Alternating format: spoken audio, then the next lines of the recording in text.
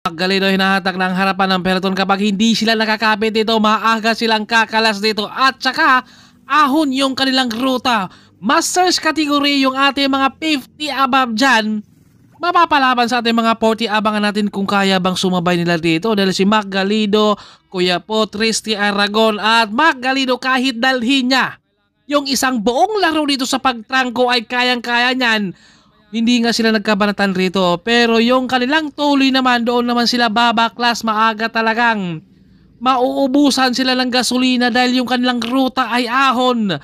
Ramdam natin rito sa harapan yung tulin rito ni Mac Galido kaya kapag hindi kayo nakakapit rito ngayon, naku mukhang side over talaga ng maaga, kita nyo naman yan.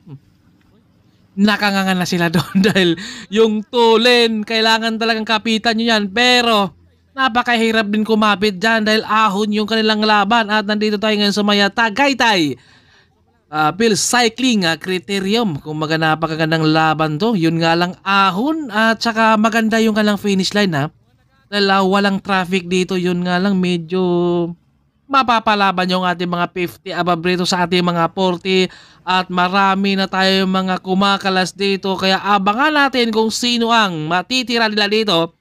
Dahil si Mac Galido at Kuya Pot bumanat, Romeo Alvin.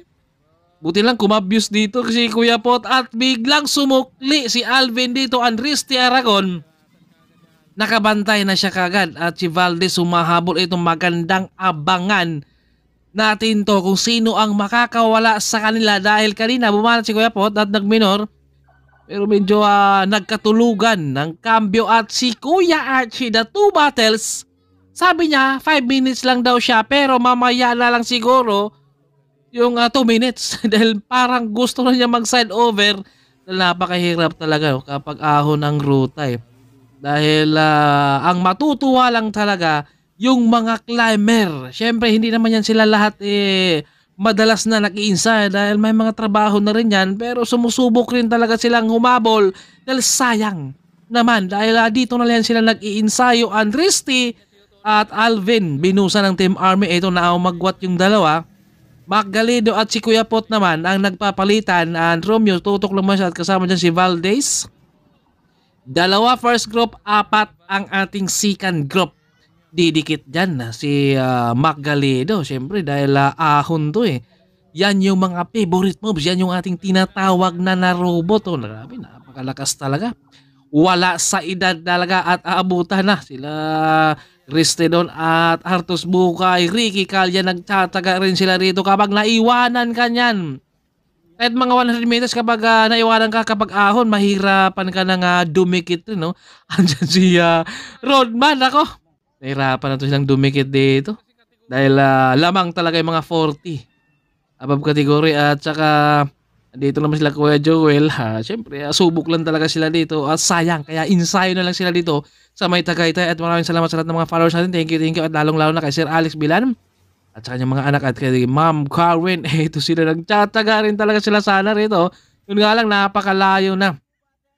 At ito ay mukhang 2 ikot lang pala. Ito si Kuya Archie. Sa susunod naman daw yun.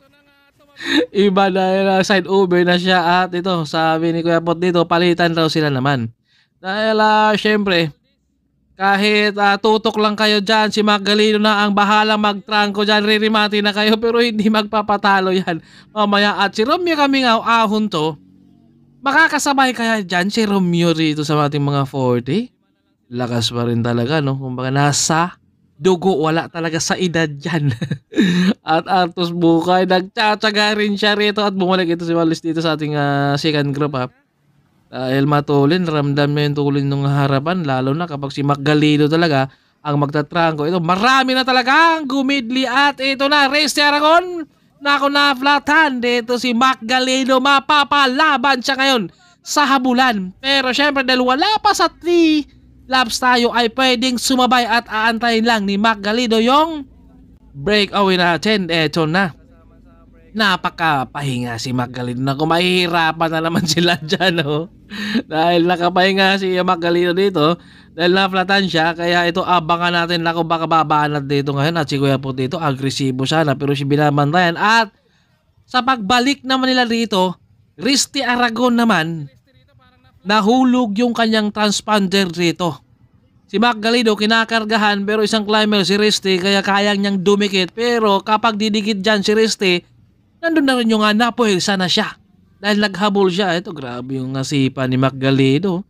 Walang kapaguran kahit buong karera ay kaya niyang dalhin rito. Siyempre tutok lang talaga.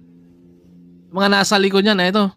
Hinahanapan ni Risty yung kanyang transponder. Buti na lang nakita rito. Kaya siyempre siguro naisip ni Risty rito na baka magbayad pa ako ng 5,000 yan. Kaya siya normal dito ni Risty na talagang balikan niya rito. Dahil yung kanilang massage category ay meron silang top 5. Sureball na dito yung top 5 dahil 5 sila nasa breakout. Hindi natin alam ko lang kung sino ang 1, 2, 3, and 4, and 5. Kaya Risty rito, kapag hindi siya lumikit sa last lap, mahirapan na siya. Baka abutan pa siya ng ating grupo pero climber yan kaya kaya niyang dumikit sa ating first group. Eto na, nasa likod na. Tinatawag na siya dito ni Romeo. Nadikit ka rito dahil syempre babantayan ko yung dalawa dito. At si Alvin, grabe sulit talaga dito si Mac Galido. Kahit siya lang magtatrangko dyan, re-remate yung nasa likod. Pero hindi yan basta magpapatalo. Ito, kaliwa kanan dinadala Andres de Aragon. Kapag hindi siya dumikit dito sa last lap, mahirapan siyang mananalo. Dahil syempre naghahabol din yung grupo pero marami na ang kumakalas. At nakita natin sila na talagang gumilid na sila, hindi na nila nakayanan yung tolin at dumikit nga dito sa last lap itong si Risty Aragon. Kaya abangan natin dito at kita nyo naman yan, walang kapaguran si Mac Galido sa pagtatrangko. Gusto niya, siya lang yung bahala magtatrangko, kayo ang re-remate. Pero abangan natin dito yung kanilang remate yan. Nakangiti lang si Mac Galido syempre lamang talaga siya dyan dahil lumalaban pa yan sa mga pro at yung mga iba niyan. Siyempre, matagal na yung nag-retire sa pagiging pro at kung makikita natin yung kanilang breakout yung last lap to, bumuka na yan. Nag-aantay-bantay. Romeo kami nga nakatutok kay Mac Galido at si Kuya Pot din nakatutok rin kay Alvin. Risty ang nasa harapan, binabantay yan. Romeo nasa likod at biglang kumanan itong si Kuya Pot. Ang tulin, tapatan sila rito ni Mac Galido. Ang tuloy ng labas dito ni Kuya Pot at humahabol rin dito si Romeo Mac Galido at dahan-dahan ang umagwat itong si Kuya Pot at sumundot si Romeo. Kami nga nautakan talaga sila. Nasa likod si Romeo kanina ni Mac Galido, si Kuya Pot din nasa likod at biglang kumanan. Ito medyo nagka-problem talaga.